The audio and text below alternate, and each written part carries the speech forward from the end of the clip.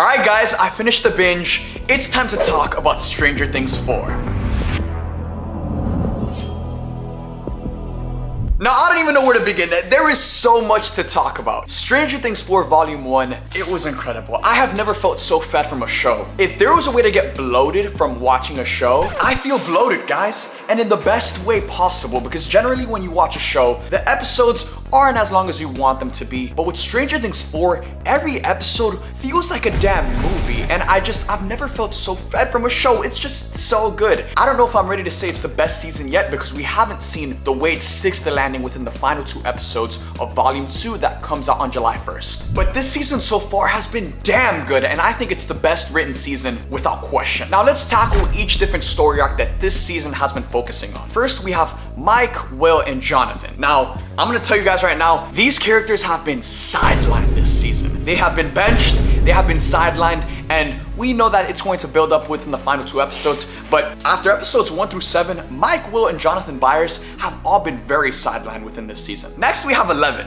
Now, I love how Eleven's arc over the course of the season has been her building up to her most powerful self, her getting back her powers, because that's exactly what we want to see. Next, we have the Hopper Russia storyline, and guys, if I'm being honest, this storyline has been moving a little bit slow for me, because we all know they're just kind of stalling and waiting for Hopper to reunite with everyone else in Volume 2.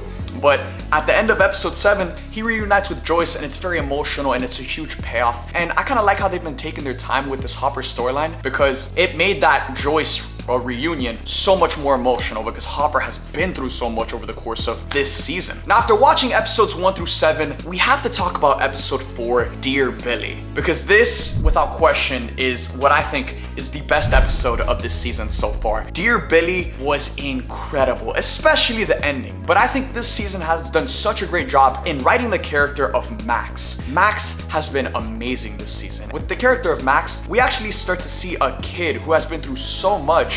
Everything she's been through is actually starting to affect her now. Last season, she lost her brother Billy, who her and Billy had a very rocky relationship. Her losing Billy and him sacrificing himself, it was very emotional. And we see that in this season, it took a huge toll on her. And we're seeing these kids, now that they're transitioning into adulthood, starting to struggle with PTSD and trauma after the events they've experienced in previous seasons. And I can't speak highly enough of the ending of episode 4 because, you know, guys, after giving it much thought, I think the ending of episode 4 might be my favorite scene in the entire show, in every season. Seeing Max get captured by Vecna, seeing her, you know, kind of just go back and take us through memory lane, and we got to see flashbacks of her from season 2, season 3, some of the best moments of the show, and her just seeing her kind of just remember everything and remember how important her friends are to her and how much she loves her friends. It all built up to that moment, and after watching episode 7 and seeing how powerful Vecna is and understanding more of him as a villain, this moment, I have such a deep appreciation for this moment at the end of episode 4 because Max got to escape and reunite with her friends, and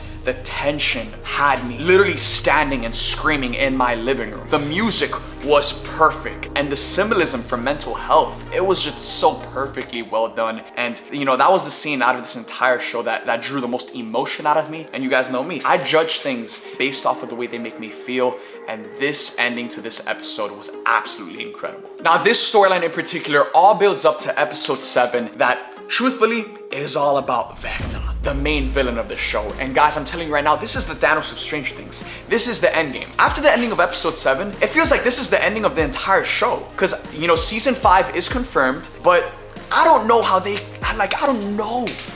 what they're gonna do with season 5, because just the stakes are at an all-time high. You can't do a bigger villain than Vecna, also known as number 1. And the way they did the Vecna reveal was perfect, man. I was on the edge of my seat, my jaw was on the floor, and it reminded me a lot of the scene in Game of Thrones where Cersei blows up the Scepter Baelor, I believe it's called. The music was perfect. And the way you had Vecna telling Eleven, but he was also telling Nancy, and you had both of those storylines being intertwined perfectly to reveal the main villain of this show and to make us care about this villain and really understand him and his motivations and where he's coming from. Because now going into these final 2 episodes, we know everything Vecna's about, and it feels like they've set up these final 2 episodes that are both movie length. They're gonna be blockbuster movies. So guys, I cannot be more excited for Stranger Things Volume 2.